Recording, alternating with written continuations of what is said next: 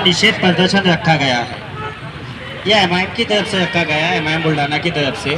और यहाँ आए हो मेहमान, मैं हाफिज साहब और मौलाना लोग और जिम्मेदार लोगों के सामने बड़ी जिम्मेदारी से बात कर रहा हूँ कि जो आंदोलन रखा है ये एक निशानी है खुद को जगाने और खुद को जिंदा बताने की। क्या हाँ हम जिंदा हैं, हाँ मैं जिंदा हूँ, ये खुद को जिंदा बताने की एक निशानी है। लेकिन भाई बड़ा अफसोस के साथ बता रहा हूँ कि अपना समाज बहुत पीछे है, इतना पीछे है कि अपने माँ बहन बेटी पे जुल्म हो जाता है, हमें पता नहीं चलता कि किस चीज़ का आंदोलन है।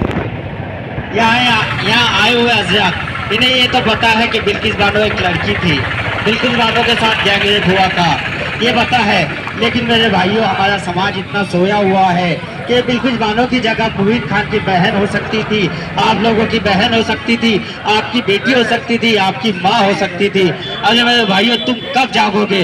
बड़ी जिम्मेदारी से कह रहा हूँ कि आप लोगों को पता होना चाहिए ये जो एहतजाज है, ये एहतजाज जुल्म के खिलाफ है, ये एहतजाज जालिम के खिलाफ है, ये एहतजाज ऐसी जालिम हुकूमत के खिलाफ है जो अंबिया इकराम के साथ किया जाता था, जो अंबिया इकराम का उनके जालिमों के साथ करते थे। मेरे भाइयों, ये किसी नाम का मुद्दा नहीं है, ये एक बिल्किस बानो का मुद्दा है। बिल्किस बानो एक नाम नहीं, ये एक महिला का सम्मान है, ये मेरे देश की महिला है, मेरे देश की नाजी है। बिल्किस बानो कोई मुसलमान नहीं, बिल्किस बानो एक हिंदू भी हो सकती थी, बिल्किस बानो सिख भी हो सकती थी, बिल्किस बानो एक किसी दलित समाज की बेटी भी हो सकती थी।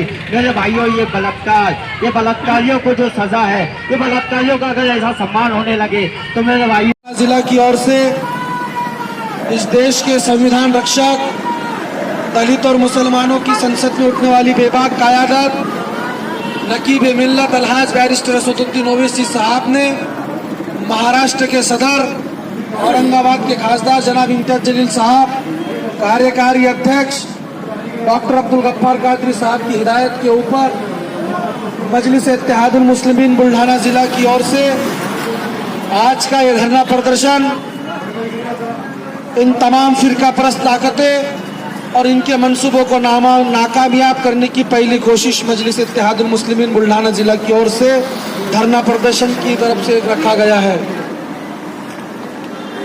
साथियों, पिछले 8 दिन से बुल्ढाना जिले के अंदर कैंपेन चलाया जा रहा कि 2002 के गुजरात दंगों के अंदर एक मुस्लिम महिला जो 5 महीने की गर्भवती थी, प्रेग्नेंट थी, उसके साथ 11 दरिंदों ने हैवानियत के साथ बर्बरी की और असमत रेजी की, बलात्कार किया।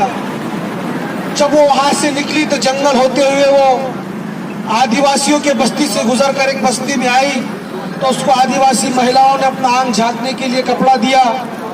कपड़ा देने के बाद वहां को एक होमगार्ड ने उसको नजदीकी पुलिस स्टेशन में ले जाया गया, लेकिन वहां पर उसकी एफआईआर नहीं ली गई। मुसलसल 2 साल उसके शोहर ने, उसके हस्बैंड ने उसका साथ दिया और इस देश की न्याय व्यवस्था ने जब लड़ाई लड़ी तो यह कोर्ट ने फैसला दिया कि उसके खिलाफ एफआईआर दाखिल किया जाए।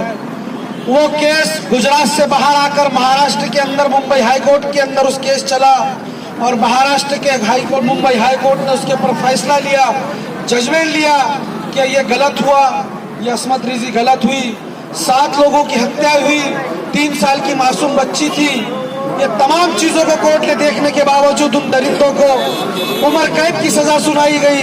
लेकिन इस देश के प्रधानमंत्री ट्रिपल तलाक लाने के बाद मुस्लिम महिलाओं के अधिकारों की बात करते हैं। जब इस देश के अंदर बेटी पढ़ाओ और बेटी बचाओ का नारा दिया जाता है, लेकिन मेरा सवाल है देश के प्रधानमंत्री से कि आपने उस बिल्किस बानो को मुसलमान होने की वजह से उस चश्मे से क्यों देखा? क्या वो इस देश के संविधान को मानने वाली बेटी नहीं है? क्या बिल्किस बानो इस भारत के अंदर पैदा नहीं हुई? क्या बिल्किस बानो इस देश की और इस देश की नागरिक नहीं है? फिर बिल्किस बानो के साथ में दोहरा व्यवहार क्यों? मैं उन संविधान प्रेमियों से और बाबा साहब के संविधान मानने वाले लोगों से कहना चाहता हूँ कि निर्भया के नाम पर तो पूरे देश के अंदर कैंडल मार्च निकले, उसके हक और हुकूक के लिए लड़ाई लड़ी गई, लेकिन बिल्किस बानो के मुजरिमों को छोड़ा गया तो आज आवाज नहीं उठाई दे रही। संघर्ष करो, बलात्कारियों को फांसी दो, फांसी दो, फांसी दो, बलात्कारियों को फांसी दो, फांसी दो, फांसी दो, बलात्कारियों